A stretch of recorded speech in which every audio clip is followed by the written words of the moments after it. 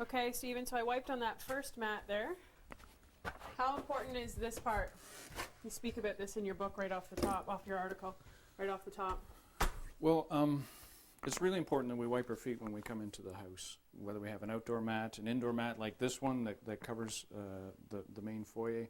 It helps us remove what's on our boots. Our boots are typically made of rubber or petroleum-based product, chemicals, so it can bond to anything like pesticides or biologicals out there, such as dog dew and everything like that.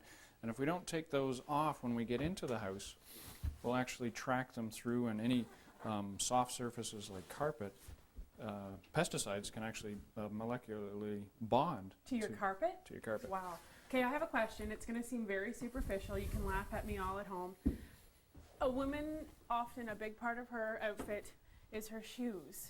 So when you go to a house party and you have these lovely high heel shoes that you've purchased for your outfit, you're telling me I need to take them off. Well, I'm not suggesting that. I'm suggesting we bring two pairs, one outdoor wear and then one indoor wear. Then we get to wear two pairs of shoes. I like it. So another huge component of a healthy home, Stephen, your kitchen. Yes. What's the biggest thing in your kitchen? Well, a couple different issues. Water obviously is always a concern. Water getting into areas where we can't see it, like underneath the counter.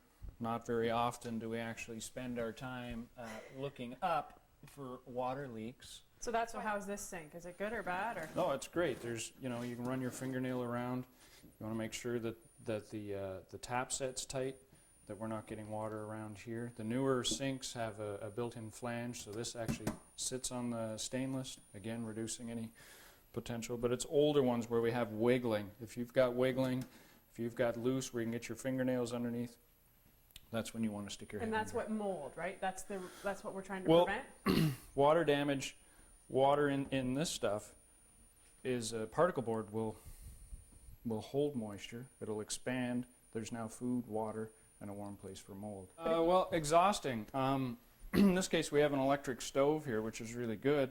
But our fan is actually exhausting back into the house versus exhausting outside. So how would you fix this? These have two choices. Any overhead fan can either exhaust into the house or exhaust out. So there needs to be a hole knocked into the outside of the wall and a ductwork run out. So very important if we have a gas stove, because this is a fuel burning appliance. Right. Right? And we don't, everything else we burn fires or fireplaces or furnace all exhaust outside. Right. Yet if people have a gas stove burning inside, that's not, we can't do that. It has to exhaust outside. Okay. With an electric stove, that's certainly reduced. The potential here is also the chlorine within our city water will volatilize.